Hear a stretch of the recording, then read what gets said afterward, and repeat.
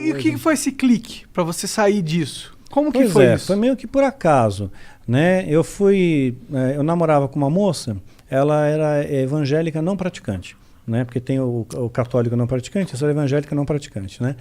E aí nós somos uma igreja, né? Era a Igreja Batista do Morumbi, isso eu posso falar, né? Na época o pastor era o Ari Veloso, um homem de Deus, um rapaz muito bom ele.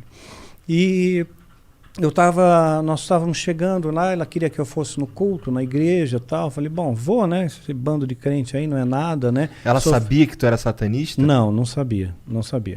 Né? Mas ela queria me converter ao cristianismo. Ela sabia que eu não era cristão. Ela queria me converter, porque ela era evangélica, né? Então ela me levou, fui nesse culto aí, né? E pensei, beleza, né? Eu sou filho do fogo, fogo não me queima, né? Eu sou das sombras, né? Isso aqui não é nada para mim, né?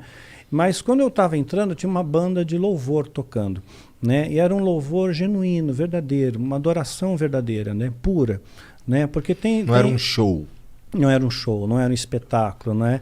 Não é como... sabe aqueles louvores mais antigos? Sérgio Pimenta, Guilherme Kerr, né? Nelson Bomilcar, não sei se você conhece. Aí eu já não manjo. Uns bagulho meio harpa cristã? Não, harpa cristã não. Tá. Não, aí é muito bitolado. Tá. Né? Tinha, sim, a bateria, a guitarra e tal. Né? Mas não era um órgão? Não era um órgão. Então era o tal do grupo do Milad, do Nelson. E eles estavam cantando uma música que eu lembro até hoje, a letra, é meu, somente meu, todo o trabalho, e o teu trabalho só descansar em mim. Naquele dia, aquela música, aquela canção, aquelas notas musicais me mandaram pro chão, eu caí. Eu perdi os sentidos ali, somente se eu escutar o som daquela música. Hoje, essa música me mantém em pé. A letra dessa música me mantém em pé, né? Então, caí, perdi os sentidos. De repente, eu abro os olhos assim, tem um cara em cima de mim, urrando no meu ouvido. Qual é seu nome? Qual é seu nome? Fala qual é seu nome. Porque as pessoas acham que você tem que saber o nome do demônio para expulsar o demônio, né? Mas não tem isso, né? Todo demônio se sujeita ao nome, que está sob todo nome, que é o nome de Jesus, né? Então, eu falei meu nome e tudo, e levantei, né? E aquela moça, a família toda ficou toda estarrecida de ver aquilo, né? Falaram que foi uma cena horrível e tudo mais. Eu não vi, né? Mas só as pessoas que... Tu só apagou? Apaguei, né? E não vi o que aconteceu. Aí aquela menina ficou preocupada, falou assim, poxa, eu vou marcar um encontro com ele como pastor. Né? Um pastor, nós demos o nome de Brint no livro Filho do Fogo, mas o nome verdadeiro é Luiz Augusto Zitt, né? E é um homem de Deus, um pastorzão mesmo, coração puro, um homem de Deus. Aí peguei, ela marcou encontro com ele. E aí eu peguei e falei, tá, eu vou fazer um feitiço contra ele, vou fazer ele ficar doente. O lance de tu cair na igreja lá, perder o sentido, ter um cara ali falando contigo ali, isso não te desmotivou de forma nenhuma? Não me desmotivou, não. Fiquei indignado com aquilo. Eu queria entender o porquê. Eu perguntei lá no satanismo, para o sumo sacerdote. Eles falavam que eu não estava pronto para entrar ainda numa igreja. Naquele momento, aquele grupo tinha, digamos, que a gente pode chamar de unção. Né? Aquele grupo tinha. Então, essa unção, ela realmente repudia. Você não tem poder contra isso. Né? Não tem poder contra esse poder. Então, então, todos os feitiços que tu lançava nas lideranças religiosas, os que pegavam era porque os caras eram meio esquisito mesmo. Era meio esquisito. A maioria pegava. 99,9% pegava. Né? Então, porque sempre tinha uma coisa por trás, né? Sempre tinha uma coisa de bastidor. Então, então você ter uma vida reta faz muita diferença, né? E aquele grupo de louvor, eles procuravam ter uma vida reta, né? Eles não são perfeitos, eu não sou perfeito, você não é, ninguém é, só Deus é, né? Mas aí você procura, você se esforça, né, em fazer o bem, né, em ser uma pessoa boa. Então, caí com aquelas notas musicais e marcou um encontro com o pastor. Eu peguei e fiz um feitiço contra ele. Fiz sozinho, né? Chamei o Abraxas e tal, né? Falei, vai lá, causa uma doença nele. Tu chamou o Abraxas nesse dia? Chamei o Abraxas, né? Falei, invoquei ele para causar uma doença nele, uma doença que incapacite dele chegar no encontro, sabe? Não importa o que seja, ele pode ter uma dor de cabeça, sabe? Mas ele não pode chegar no encontro, né? E eu fui ao encontro e ele não foi. Eu esperei umas 2 horas, ele não foi embora. Aí no outro dia eu estou na empresa que eu trabalhava, o presidente satanista, né? Tocou o telefone para mim, né? A secretária passou e era a secretária da igreja e falou, olha, o pastor não pôde ir ao encontro, né? Eu pensei comigo, puxa, não veio ao encontro porque se lascou, né? Eu fiz um negócio aqui. Pois é. Aí ela falou assim, não, sabe o que é? O filho dele sofreu um acidente, né? Que fraturou a perna, tal, né? Mas não foi nada grave, tal. Foi assim, uma brincadeira de criança, tal, acidente doméstico. E falei, poxa, mas não era para ser no filho, era para ser nele, né? E, ok, eu fiz alguma coisa errada, né? Porque o ritual é rigoroso, não pode ter erro, né? Então, marquei o segundo encontro, marquei de novo a segunda vez e chamei mais pessoas para me ajudar. Fizemos o pentagrama, cada um na ponta de um pentagrama, então fizemos com 5 dessa vez. 5 então pessoas. O pentagrama é um símbolo satânico. É um símbolo satânico, sim. Pentagrama invertido especialmente, né? Porque vai encaixar dentro dele exatamente a figura do bode, né? E o bode na Bíblia é o bode de Levítico, né? Um era solto, né, no deserto, né? E o outro era sacrificado. Então, o satanismo, eles interpretam que aquele bode que está lá no centro é o que foi solto, é o que te dá liberdade, né? E há 5 pontos, 5 continentes, né? Onde ele tem o poder e tudo mais, ele faz e acontece, né? Então, tem todo um simbolismo em torno disso, né? Aí, peguei, na ponta do pentagrama foi feito o encantamento, né? Inclusive tem encantamentos feitos com a estrela de Davi também, né? Que é o hexagrama, tem encantamento com o hexagrama também. É um triângulo para cima e um triângulo para baixo. Exato. Tem também, dependendo do tipo de ritual, também usa. Mas estrela de Davi não é um símbolo sagrado, não é? Não tem nada na Bíblia que fala sobre isso. É um símbolo antiquíssimo. Você vai encontrar entre os bizantinos, vai encontrar entre os persas, é antiquíssimo, sabe? É um símbolo esotérico. E a maçonaria, cara? Não, peraí, que ele tava no feitiço que ele lançou no cara. No pastor, é. Então, aí o primeiro deu na criança. O segundo chamei esse pentagrama em cada ponta do pentagrama, lançamos o feitiço, né? Esse feitiço foi um pouco mais forte, né? Nós fizemos para causar um dano maior, né? Então, assim, um acidente severo com ele. Mas nesse feitiço aí ainda invoca alguém? Invoca mais de uma entidade. Invocado 2 entidades. Aí foi o Abraxas. Foi o Abraxas e o Azazel. Azazel. Esse é de qual? Esse daí qual que é o... Porque assim, qual é a pegada dele? Qual que é a pegada do Azazel? O Abraxas domina São Paulo, estado de São Paulo. Sim. E o Azazel? O Azazel é uma entidade que ele é, digamos, um especialista em causar acidentes, danos, estragos, né? Alguma coisa assim. É tipo um GPS satanista, ó. Primeiro você escolhe a localidade, depois você escolhe um tipo de enfermo. É bem isso. Entendi. Então, o que acontece? Aí essas 2 entidades foram invocadas para lançar um feitiço. Lançamos o feitiço. Fui no encontro com o pastor. Passou 1 hora, passou 2 horas, o pastor não foi, fui embora. Pô, lascou, o pastor lascou. Só vou esperar o telefonema, né? No outro dia liga a secretária da igreja para mim de novo. Olha, o pastor não foi ao encontro. Falei, eu sei, né? Então, o que aconteceu? Ele bateu o carro. Olha, foi um acidente violento, né? Deu perda total, acabou com o carro do pastor, né? E eu já pensando, onde é que ele está hospitalizado, né? Porque se eu souber o hospital e tiver satanista infiltrado, né? Porque tem muito tráfico de órgãos, muita coisa no meio aí, nesses bastidores. Caralho! Né? Tem. Mas o que os caras querem órgão pra vender? Pra vender, fazer ritual. Capitalizar. Também. Capitalizar. Entendi. Capitalizar. Daí agora, mas o pastor não se quebrou. Não, ele saiu porque inteiro. 1.000 cairão à direita. 10 mil à esquerda, você não vai ser atingido. E ele falou, mas aí o pastor não sofreu um arranhão, glória a Deus, né? Fiquei com tanta raiva daquela secretária, vontade de dizer para ela, me dá seu nome completo, data de nascimento, feitiço é para você agora. Voltando ao pastor, lançou o feitiço. Perda total no carro, o cara tá inteiro. Aí eu peguei e falei, não é possível, né? Aí falei com os sumos sacerdotes. E os sumos sacerdotes falaram, realmente, você é filho do fogo, o fogo não queima, isso, aquilo, né? Mexeu com todo mundo. Nós vamos fazer um feitiço, vamos acabar com ele. Vamos oferecer 13 vidas pela vida dele. Eita! Caralho! Ou seja, se ele morresse, 13 vidas seriam ceifadas em ritual, né? Para pagar os demônios. Como se escolhe essas vidas? Olha, alguns se voluntariam, outros pais doam os seus próprios filhos ou sequestro. A maior parte por sequestro. É o que eu te falei, pessoas desaparecidas. Muita gente desaparecida. Mas aí o cara... E aí, foi feito o ritual? Né? Aí foi feito o ritual, com sumos sacerdotes, né? Aí esse ritual não posso entrar em detalhes, esse aí é bem mais pesado, né? Foi feito o ritual e eu tive certeza plena, né? Que realmente aquele homem, ele ia morrer. Mas materializou uns caras? Materializou. Quantos dessa vez? Materializou 9. Caralho! 9. Bem no 9. É 9, né? 9. Nossa. Abraxas, Azazel, Astarote. Astarote, Asmodeu, Leviatã, Abaddon. Ih, o Abaddon põe o escudo em mim. Já escutou em Abaddon? É que Abaddon tem um herói no Dota, que é um jogo que a gente joga. Ah, sim. O nome dele é Abaddon. Ah, tá. E ele é meio demoníaco. Ele é meio demoníaco. Esses nomes são famosos. Ele é o Death Knight. Eles vão parar na mídia mainstream, vira e mexe. Azazel, já vi vários filmes. Nos filmes ele aparece como o Anjo da Morte.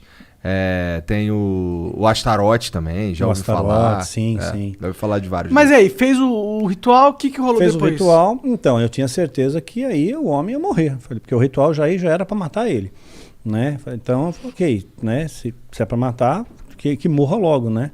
E marquei outro encontro. Mas assim, eu fui triunfante naquele encontro, né? Eu fui regozijante, todo feliz, imaginando, puxa vida, eu vou pegar...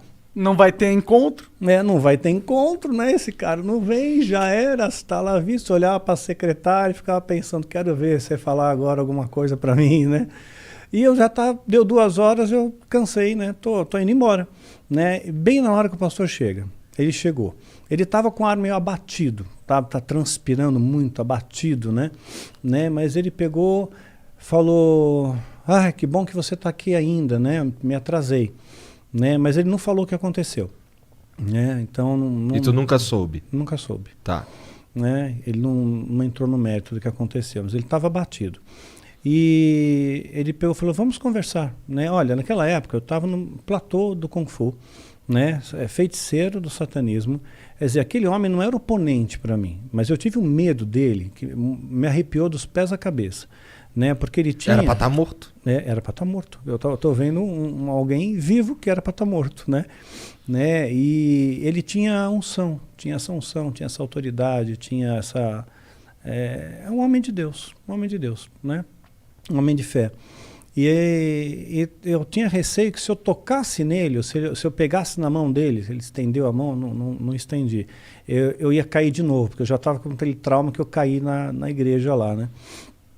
E então eu falei, pastor, desculpe, o senhor chegou atrasado, eu vou embora, eu tenho compromisso. Menti, né? Aí ele falou, tudo bem, olha, se você não quiser conversar, a gente não conversa, uma conversa rápida, 5 minutinhos só, vai. Olha, demorei tanto para chegar até aqui, você não sabe o que eu passei para chegar até aqui, me dá 5 minutos só, te prometo que não vai passar 1 minuto a mais.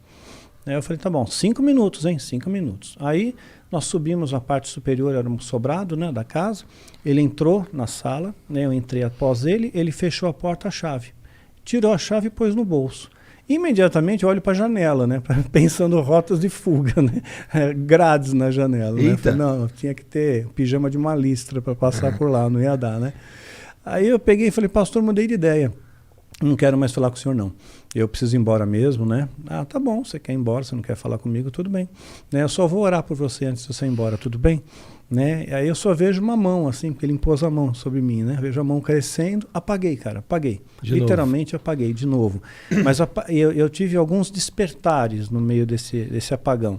Então, cada vez que eu tinha minha consciência recobrada, eu via que eu estava no chão, eu estava todo estourado, sabe? Tava com hematoma, machucado, roupa rasgada, arranhão, né? A sala dele estava toda destruída, cadeira, tudo voando, livro para tudo quanto é lado, não voando poltergeist. Mas tipo assim, que tava bagunçado, bagunçado. Você se mexeu muito. Eu me mexi, exato. E ele estava calmo, ele estava sereno, né? Falando baixinho, né? Falando, Deus, né? Visita essa vida com teu amor, visita essa vida com teu amor. Eu nunca vou esquecer dessas palavras, né? E de repente, aí apaguei, apagava, voltava. Chegou uma hora que eu voltei, né? E ele me ajudou a levantar, né? Me pôs na cadeira, né? E pegou, falou, tá vendo isso aqui? Falei, tô vendo. Isso aqui nunca mais vai fazer parte da sua vida, né? Porque agora você é uma nova criatura, né? Agora você é de Jesus. Você quer Jesus na sua vida, né? Você quer aceitar Deus na sua vida, né? E eu peguei e pensei, puxa vida, né? Eu acreditava que o diabo era tão poderoso, né? E esse homem ele nem encostou em mim e me derrubou e fez tudo isso, né? E destronou os principados, os demônios mais poderosos contra ele. Então eu falei, eu quero, o Senhor me ajuda, né? Então ele fez aquela coisa de oração, sabe? Repete comigo a oração, tal, fiz. Aí ele me deu um abraço, eu me senti muito acolhido com aquele abraço, mais do que todos os abraços que eu recebi na Irmandade, né? Senti uma paz no meu coração tão incrível, tão indescritível. A Bíblia chama de paz que transcende o entendimento, né? Então senti uma paz, uma serenidade, uma alegria muito grande, né? Que eu nunca tinha sentido na minha vida, né? Então eu saí de lá super feliz, radiante, todo machucado com o corpo, né? Mas feliz por dentro, né? A vontade que eu tinha de pegar um cachorro da rua, bem vira-lata, sabe? Dar um beijo na boca dele, falar, cachorro, Jesus te ama também, né? Maneiro. Né? Aí cheguei em casa, ligaram para mim, teve 2 sacerdotes satanistas que me incomodaram muito. A gente só não enlouqueceu, eu e minha esposa, porque realmente Deus não permitiu. Tu já estava casado nessa fase? Não, né, nessa fase aqui eu namorava. Tá. Né? Namorava com uma outra moça, tá. Na hora conhecia essa daí, veio posterior. Tá. Né? Esses sacerdotes começaram desde aquela época, desde a minha conversão. Eu tinha quase 26 anos, eu tinha 25 anos e 8 meses, né, quando me converti. Então, eu conheci a minha esposa com 27. Né? Então, levou na igreja? Conheci na igreja. Tá. Né? Então, eu não era muito de frequentar a igreja, né? Mas ela estava fazendo um grupo de teatro, né? E precisava de alguém que praticasse algum tipo de esporte, né? Para fazer uma cena lá. E como eu já praticava Kung Fu, eu falei, eu posso fazer uma sequência aí. Aí eu entrei, a gente acabou se conhecendo, namoramos, noivamos, casamos. Entendi. Então... Mas você estava falando dos sacerdotes que eles fizeram para encher então, aí eles ligaram para minha casa. Nesse mesmo dia? No mesmo dia. Eu cheguei em casa, passou 1 hora mais ou menos, o telefone tocou, né? E a voz do outro lado era um tal de Taulês, a gente deu o nome de Taulês no livro. E ele pegou e falou para mim, nós avisamos você, satanismo não é para todo mundo, né? Mas uma vez que você entrou, não tem mais volta, não tem mais volta. Amanhã você tem um compromisso conosco, né? E nós vamos buscar você na sua casa. E se você não estiver aí, nós vamos matar a sua família. Caralho! Né? Então, assim, eu não pensei 2 vezes, eu não consegui raciocinar, né? A única coisa que eu pensei, porque eu sabia que ritual que era, né? Aquele ritual era um ritual que eu teria que fazer pela primeira vez, um ritual de sacrifício humano. Então, por quê? Porque tu estava fraco? Não, para subir de degrau, para virar sacerdote. Né? Então estava marcado, estava me preparando para aquilo, entendendo os princípios, conceitos, aprendendo os rituais, aprendendo o uso das ferramentas, né, que são utilizadas, né? E eu conheci a pessoa, conheci a menina de 9 anos. Os pais doaram a filha, né, para ser sacrificada em troca de poder, de glamour, de beleza e tudo mais. Os pais, a filha era nada. A filha não tinha um vínculo. Eu acho isso inimaginável. Eu também. Inimaginável. Eu não consigo entrar isso na minha cabeça. Mas tem gente que faz isso. Tem pai que estupra o filho. Né? Né? Então, quer dizer, é inacreditável. A maldade existe, né? Maldade existe. Né? Então... eu conversei com a menina, né? Eu lembro de ter olhado nos olhos dela, conversei com ela. Ela estava no preparo, tem uma espécie de jejum, né? E ela, sem entender o que está acontecendo, porque transforma a vida dela, ela é tratada como uma princesa, né? Então, conversei com ela e aquilo ficou na minha cabeça, né? Então eu falei, não, puxa vida, Deus me livrou bem na véspera de fazer isso. Falei, então é para eu não ir mesmo, né? Eu peguei minha bicicleta, eu morava na Pompeia, pedalei até o Parque de Ibirapuera, onde tem o batalhão do Exército. Aí parei com a bicicleta bem lá em frente, falei, quero ver me pegarem aqui em frente ao Exército, né? Tô protegido, né? Mas aí foi caindo a noite, né? E eu fui vendo as estrelas, tal. Passei a noite lá, no gramado, né? Daí sentado. E eu fiz a minha primeira... Só essa porra pra lá, cara. Não, soprar pra lá. Pra não jogar fumaça nele. Tá. É vapor. Não, tá, é vapor d'água, tranquilo. Aí o que aconteceu? Eu comecei a ver cada uma daquelas estrelas e comecei a pensar, puxa vida, Deus fez cada uma dessas estrelas, né? Deus fez a grama que eu estou deitado, né? Deus fez todas as coisas. Deus vai me proteger. Aí eu fiz a minha primeira oração sozinho, não sabia orar, né? Eu falei, Senhor, você lembra de mim? Olha, eu sou o Marcelo. Marcelo que se converteu ontem. Lembra lá na casa no Cusite, né? Olha, eu moro na rua tal, número tal, RG, CPF, grupo sanguíneo, né? Passei os dados para Deus. Aí, eu tenho certeza que os anjos me guardaram naquele dia. Foram anjos que se acamparam ao meu redor. Porque a Bíblia fala que os anjos se acampam ao nosso redor. A gente não tem ideia do que é isso, né? Um anjo de Deus, um anjo, derrotou um exército de Senaqueribe. 185 mil homens. Um anjo.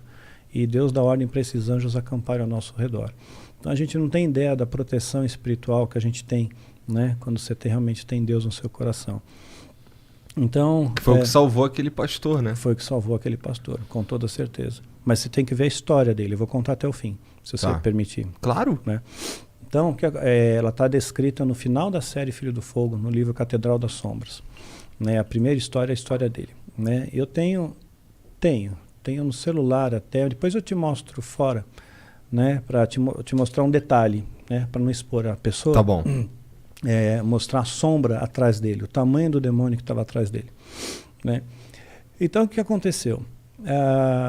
Esse pastor, era a minha única referência que eu tinha, era ele. Né? Então, quando ligaram para os órgãos que me ameaçou, né? Eu pedalei, fiz aquela oração, voltei para casa, tentei ligar para o pastor. Não consegui mais falar com ele, perdi contato total com ele. Ele não está mais na igreja, ele saiu, ele não trabalha mais aqui. Né, perdi contato e fiquei em desespero, porque ele era a única referência, era o meu esteio, né? Falei, como é que eu sozinho vou lutar contra uma organização, uma seita, um monte de gente que se protegem, podem me sequestrar, podem me sacrificar, vão me cremar, vou virar pó e sumo, simplesmente desapareço, né? Então,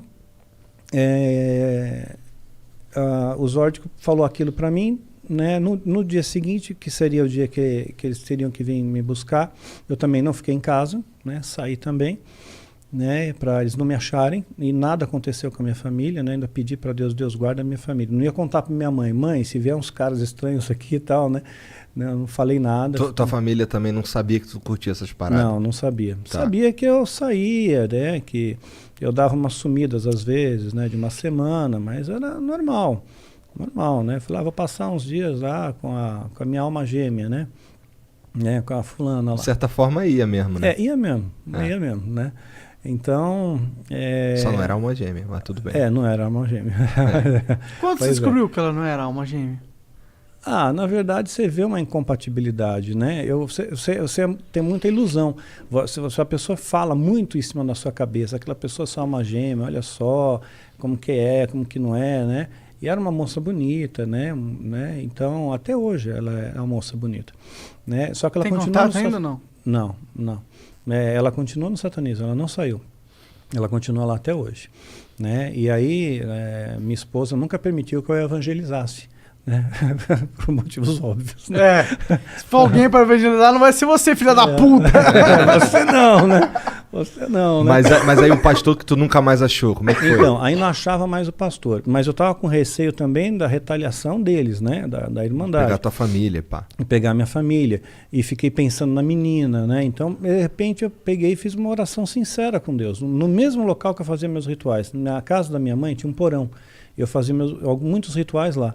Então lá eu peguei todas as coisas minhas e rituais, tudo que eu tinha, livro, anotações, né, as parafernálias lá, né, pus fogo em tudo, destruí tudo, me desfiz de tudo. O livro que tu destruiu era um livro de feitiço? Era um livro de feitiço, mas assim, eu copiei, você não pode levar para casa. Tá, era um livro que você escreveu copiando? Copiando, você faz trabalho de copista. Tá. Né, então eu tinha alguns livros, né? Que eu tinha copiado pelo menos partes, não o livro inteiro, mas partes. Então tinha minhas anotações. Então queimei tudo, destruí tudo. É extensa a biblioteca? É extensa, bastante. Qual que é o livro mais assim que você pegou? Caralho, esse livro aqui... Deve ser aquele que ele falou, né? Qual mesmo? Não lembro. Eu também não lembro o nome. Tem um dos mais poderosos da alta magia, que eles consideram, é a clavícula maior de Salomão. Sim. A clavícula menor, né, e a chave de Salomão. Você falou que esses não são muito verídicos. Não, esse daí é o que você vê você compra isso. Né, mas tem um livro verdadeiro com o mesmo nome, né, que é o original mesmo, que é diferente, porque Salomão, Você sabe que Salomão ele deu uma desviada, né? Sim. Com essa história. Então, mas se você lembra bem da história, 1 Reis 10:14, fala que Salomão recebia todo ano 666 talentos de ouro, 666, que é o número do diabo. Né? Um talento é ouro pra caralho, né? 34 quilos. É ouro pra caralho. Porra! 34 quilos. Naquela época ele era um bilionário. Talentos. Bilionário, sim. Né? E esse número... De quanto tempo? Por ano. Por ano. Por ano. 666 talentos por ano. 1 Reis 10:14. Aí lá em Apocalipse 13:18, nós vamos ver que realmente, né, o que é o 666, né? Que é o número da besta. E tem fundamento esse 666 no satanismo? Tem. É uma trindade satânica, assim como tem o Pai, o Filho e o Espírito Santo. É o anticristo. É a besta, o falso profeta e o anticristo. A besta? Quem é a besta? É o diabo? Sim, é o diabo. O falso profeta... O falso profeta é o que vai dar apoio ao anticristo. Tá. Que supostamente será o próximo Papa, depois do Francisco, pela profecia bíblica de Apocalipse 17. E esse Papa aí? Se a profecia acontecer. Esse Papa aí de boa. É de Francisco boa? é de bonzinho. Ele parece bem moderno. Ele é de boa. Eu gosto dele. Ele me parece uma pessoa super simpática, bonzinho, né? Então, assim, aí depois dele, né? O próximo Papa vai ser aquele que vai dar o apoio ao anticristo, né? Pela profecia bíblica de Apocalipse 17, que fala do 8º rei. Né? Então, assim como o Vaticano se transformou teve poder de Estado, né? Em 19 de fevereiro de 1929. 19 de fevereiro de 1929. Né? E aí fez o Tratado de Latrão. E a partir daí veio todos uns papas. E aí né? tem esse que tá agora é o 7º? Esse é o 7º, porque o primeiro você não pode contar, que era o Pio XI. Pio XI já estava em exercício quando o Tratado de Latrão foi assinado. Né? Você tem que contar a partir do momento que, posterior a isso, passou com conclave e tudo mais. Né? Aí, então esse é o 7º. Então o 8º rei será o Papa que vai dar o apoio ao anticristo.